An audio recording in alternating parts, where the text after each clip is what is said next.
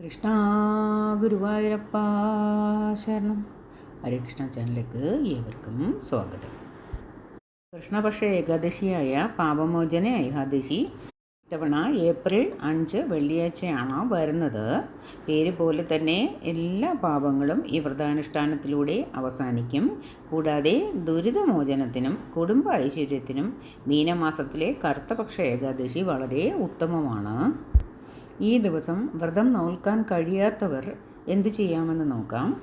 വ്രതം നോൽക്കാൻ കഴിയാത്തവർ വിഷ്ണു ക്ഷേത്ര ദർശനം നടത്തി ഓം നമോ നാരായണായ, ഓം നമോ ഭഗവതേ വാസുദേവായ, ഹരേ രാമ രാമ രാമ ഹരേ ഹരേ, ഹരേ കൃഷ്ണ കൃഷ്ണ കൃഷ്ണ ഹരേ ഹരേ എന്നീ മന്ത്രങ്ങൾ 108 തവണ വീതം ജപിക്കുന്നത് ഈശ്വരാനുഗ്രഹത്തിന് ഗുണപ്രദമാണ്. ഈ ഏകാദശി ദിവസം നമുക്ക് എന്തൊക്കെ വഴിപാടുകൾ സമർപ്പിക്കാമെന്ന് നോക്കാം.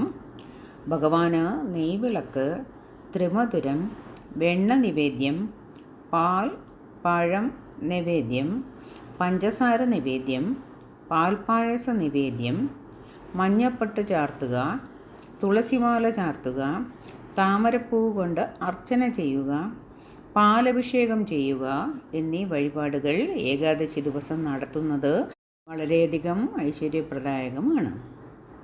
ഈ ഏകാദശി നാളിൽ നമുക്ക് ഏതൊക്കെ ഗ്രന്ഥങ്ങൾ പാരായണം ചെയ്യാമെന്ന് നോക്കാം.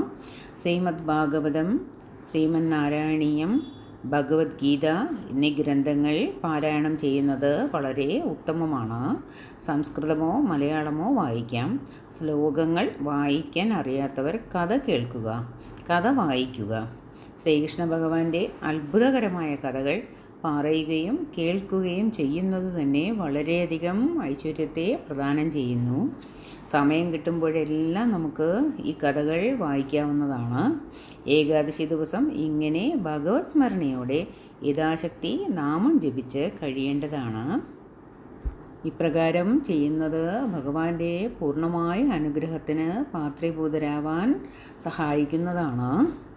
ഇനി ഏകാദശി നാളിൽ നമുക്ക് എന്തൊക്കെ ദാനധർമ്മങ്ങൾ ചെയ്യാമെന്ന് നോക്കാം. ഏകാദശി വ്രതാനുഷ്ഠാനത്തിൻ്റെ ഭാഗമായി അന്ന് അർഹരായവർക്ക് ദാനം നൽകുന്നത് വളരെയധികം വിശേഷമാണ്.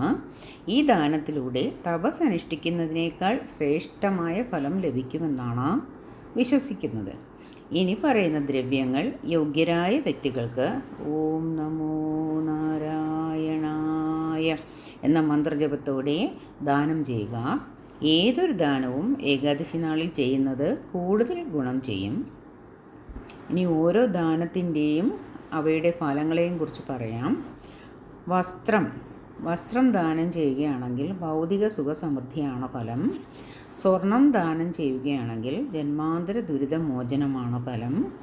വെള്ളി ദാനം ചെയ്യുകയാണെങ്കിൽ രോഗശാന്തിയാണ് ഫലം. ആഹാരം ദാനം ചെയ്യുകയാണെങ്കിൽ, അന്നദാനം ചെയ്യുകയാണെങ്കിൽ പാപശാന്തിയാണ് ഫലമായി ലഭിക്കുന്നത്. എണ്ണ ദാനമായി കൊടുക്കുകയാണെങ്കിൽ മുജ്ജന്മ പാപശാന്തിയാണ്. മധുരപലഹാരം നമുക്ക് ദാനമായി കൊടുക്കാം. അപ്രകാരം ചെയ്യുന്നത് ഇഷ്ടകാര്യ വിജയത്തിന് വേണ്ടിയിട്ടാണ്. പഴവർഗ്ഗം ദാനം ചെയ്യുകയാണെങ്കിൽ രോഗശാന്തിയാണ് ഫലം. ഉപ്പ് ദാനം ചെയ്യുകയാണെങ്കിൽ ശാരീരിക ക്ലേശമുക്തിയാണ് ഫലം. ശർക്കര ദാനം ചെയ്യുകയാണെങ്കിൽ ഇഷ്ടകാര്യ ലബ്ധിയാണ് ഫലം. ഭൂമി ദാനം ചെയ്യുകയാണെങ്കിൽ ശാപ പാപ ദോഷമുക്തിയാണ് ഫലം. എള്ള് ദാനം ചെയ്യുന്നത് പാപശാന്തിക്ക് വേണ്ടിയിട്ടാണ്. നമുക്ക് ഇപ്രകാരം ഇവയിൽ ഏതു വസ്തുക്കൾ വേണമെങ്കിലും നമ്മുടെ കഴിവിനനുസരിച്ച് ദാനം ചെയ്യാവുന്നതാണ്. അതായത് അർഹരായവർക്ക് നമുക്ക് കൊടുക്കാവുന്നതാണ്. അർഹരായ പാവപ്പെട്ടവർക്ക് നമുക്ക് കൊടുക്കാവുന്നതാണ്. നമ്മുടെ കഴിവിനനുസരിച്ച് നമുക്ക് ഇവയിൽ ഏതെങ്കിലും വസ്തുക്കൾ ഏകാദശി ദിവസം തന്നെ ദാനമായിട്ട് പാവപ്പെട്ടവർക്ക് അല്ലെങ്കിൽ അർഹരായവർക്ക് കൊടുക്കുന്നത് വളരെയധികം ഐശ്വര്യത്തെ നമുക്ക് പ്രദാനം ചെയ്യുന്നു. ഏകാദശി നാളിലെ ദാനധർമ്മങ്ങളുടെ പ്രാധാന്യവും ഇതുതന്നെയാണ്.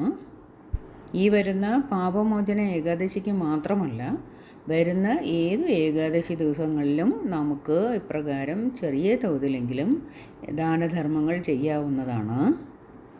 എല്ലാ പാപങ്ങളും അകറ്റി സകലവിധമായ ഐശ്വര്യങ്ങളും നേടാൻ ഈ പാപമോചന ഏകാദശി ദിവസം ഏവർക്കും കഴിയട്ടെ എന്ന് പ്രാർത്ഥിക്കുന്നു. മഹാവിഷ്ണുവായ നമ്മുടെ ഗുരുവായൂരപ്പ ഭഗവാന്റെ അനുഗ്രഹം ഏവർക്കും ഉണ്ടാകട്ടെ എന്ന് പ്രാർത്ഥിക്കുന്നു. ഹരേ കൃഷ്ണ. സർവം കൃഷ്ണാർപ്പണമസ്തു.